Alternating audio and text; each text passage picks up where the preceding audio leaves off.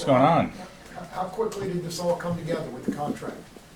I think they took care of it all last week, so Pretty quick process. very quickly, yeah. Do you feel like there's any part of your game that has made significant improvements over the last year or so? Yeah, I mean, I think every aspect, and I'm still growing and learning and getting better. I don't think anyone's perfect. You know, there's a lot of areas that we always have to work and improve on. But, you know, being more immersed in this offense, learn under Pat, Kels, all these other guys I've been fortunate enough to play with, you know, really hats off to every single one of my teammates this past 3 years. It's, you know, really a huge reason, you know, why we've been so successful is just the camaraderie in the locker room, and it's just really cool to be around such a great group of guys. Before the contract talk came up, were you thinking maybe you're going to have to move on at the end of the year, or what were your thoughts about your future here? Honestly, I mean, we were just kind of taking it day by day, not trying to look too far ahead. So I knew I was playing in Kansas City this year, and I was looking forward to it. Brett Veach said before the season that Chiefs were planning on using you more in the offense and maybe taking away a few special team snaps. Is that something that they discussed with you, or what was your kind of interpretation of what he was saying?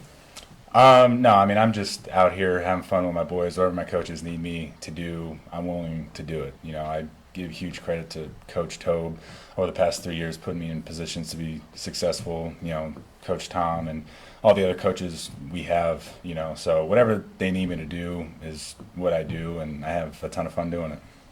No, what did it mean to you to have the franchise invest in you and recognize the work that you've put in?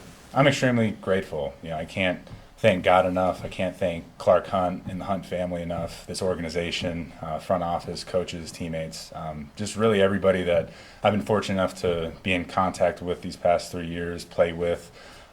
It's just an absolute blessing, and I'm just super grateful that I'm back here for the foreseeable future.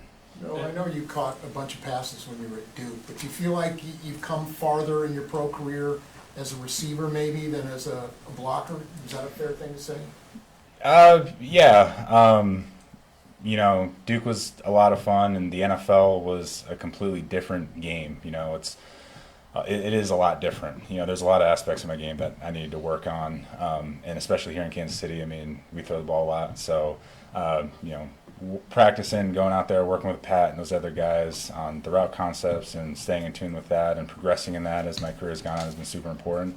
I'm just, you know, grateful to be in a system that, you know, loves throwing tight ends out there and, you know, has fun doing it. So whatever position we're in as a tight end on the field, I think the guys are excited about it. We thank Coach Reed every day for the amount of, you know, 2-3 tight end sets that we're fortunate enough to play with. So all that's great, and, you know, that's just a part of kind of the DNA what we got here in Kansas City. Let's do a few more, guys.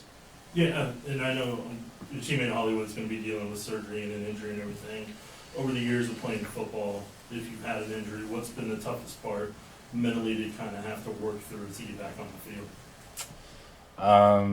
Yeah, I mean, it's tough, but, you know, we just, you know, I pray to God, and, you know, you just keep working the hardest that you can with the trainers, and you just go through the process that they expect you to go through. Hey, I understand you've done a lot of community service work this off-season. Just curious about what you've been doing off the field. Yeah, you know, we do a lot with the local churches that I'm a part of, New Life City Church downtown, St. John Paul. My wife is Catholic, so we go out there and just doing work within that community. I'm a type 1 diabetic, so making sure I'm doing work for the great type 1 diabetes community that we have here in Kansas City. It always warms my heart seeing type 1s at the games and supporting me and my teammates. And then my wife actually helps work with Mocan Border Collie Rescue, where, you know, they help raise awareness for border collies that need homes, need foster homes, transporting dogs. So I love that aspect that, you know, she's working with too. So just trying to stay involved in an absolutely phenomenal community in Kansas City is super important, and I'm just grateful to be a part of such an amazing community. Let's go last one. No, I realize it's early in the season, but Cincinnati, you guys have seen them so much over the last few years. Do they offer anything sort of different? Does it get you a little bit more hyped up? Just the fact that you guys have seen them so much over the years? Yeah, I mean, it's a phenomenal team. You guys know that. Everybody knows that. Their defense is absolutely incredible. Their front D line, especially those edge rushers, are great. You know, we got a work cut out for us there. The linebackers have been there for 3-4 years now together.